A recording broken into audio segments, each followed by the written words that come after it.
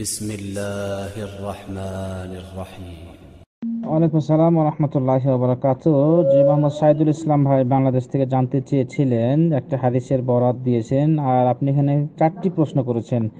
এক নাম্বার হলো যে হাদিসে যেটি বরাত দিয়েছেন যে রাসূল সাল্লাল্লাহু আলাইহি ওয়াসাল্লাম বলছেন যে ইলমুল ফারাইজটা হলো নিসফুল ইলম, ফাইন্নাহা নিসফুল ইলম, অর্থাৎ ইলমুল ফারাইজ, ফারাইজ শিক্ষা অর্জন করাটা হলো জ্ঞানের অর্ধেক। এটা কিভাবে? যে এটাকে এজন্য এইভাবে বলা হয়েছে যে জ্ঞান ফারাইজ সম্পর্কে, ফারাইজের গুরুত্ব সম্পর্কে বোঝানো হয়েছে যে ফারাইজ এমন একটা জিনিস যে মানুষ মৃত্যুবরণ করলে তার ওয়ারিস যারা আছে তারা গন্ডগোল শুরু করে সম্পত্তি নিয়ে। তার ছেলে সন্তান, মেয়েরা বা আত্মীয় স্বজন ঝগড়া বিবাদ শুরু করে মৃত্যুর পরপরই। তারা আগে কিছু নাই, কিন্তু যখনই মৃত্যুবরণ করেছে তারপরেই শুরু হলো যে কে কতটুকু ভাগ নিবে না নিবে। বিশাল একটা গন্ডগোল শুরু হয়। এই জন্য এদিক থেকে বোঝানো হয়েছে যে ফারাইজ শিক্ষা অর্জন করো, ফারাইজ জানো, জ্ঞান ফারাইজ জানাটা একটা জ্ঞানের অর্ধেক। এই দিক থেকে বোঝানো হয়েছে যে পুঙ্খানুপুঙ্খভাবে, মানে সঠিকভাবে যেন বন্টন হয়।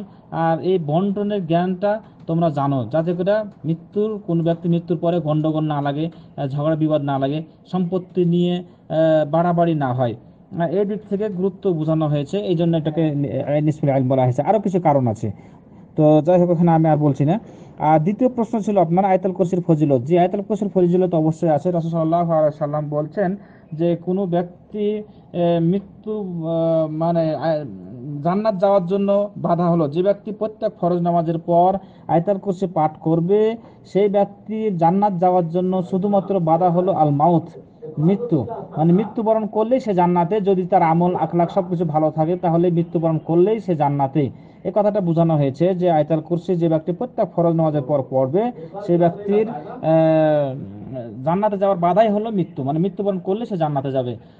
তবে আমল আখলাক থাকতে হবে, শুধু আয়াতুল কুরসি পড়লেই হবে না।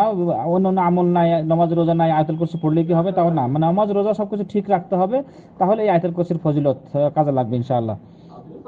3 নাম্বার ছিল যে সেহরির সময় তাহাজ্জুদ পড়া। আপনি প্রথম দিকে যদি পড়তে না পারেন তাহলে সেহরির সময় তাহাজ্জুদ পড়তে পারেন, কোনো সমস্যা নাই। এটা নফল নামাজ। আপনি মানে ইশার পর থেকে ফজর পর্যন্ত আপনার সময়, যে কোনো সময় আপনি এটা পড়তে পারেন, কোনো বাধা নেই।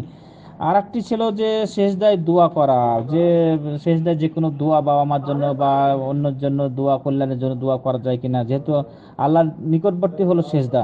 জি, আপনি সেজদায় দোয়া করতে পারেন। আল্লাহ তাআলা বলছেন যে ওয়াসজুদ ওয়াক্তারিব, সেজদা করো আর নিকটবর্তী হও। অর্থাৎ আল্লাহ তাআলার কাছে চাওয়া পাওয়ার সবচাইতে সহজ বা নিকটবর্তী মাধ্যম হলো সেজদা, মানে সেজদাতে আল্লাহর কাছে নিকটবর্তী হওয়া যায়, আল্লাহকে স্মরণ হয় বেশি। সুতরাং সেজদাতে আপনি যে কোনো দোয়া করতে পারেন, আপনি সমস্যা নাই। বিশেষ করে নফল নামাজে আপনি বাংলাতেও বলতে পারেন, চাইতে পারেন, কিন্তু ফরজ নামাজে আপনি আরবিতে যে দোয়াগুলো আছে সেগুলো পড়বেন। কোরআনে বা হাদিসে যে দোয়া আছে, সেজদার দোয়া আছে, আপনি বাংলাতেও চাইতে পারেন, কোনো সমস্যা নেই। আল্লাহু আলাম। জাযাকাল্লাহু খাইর ওয়া বারাকাল্লাহু।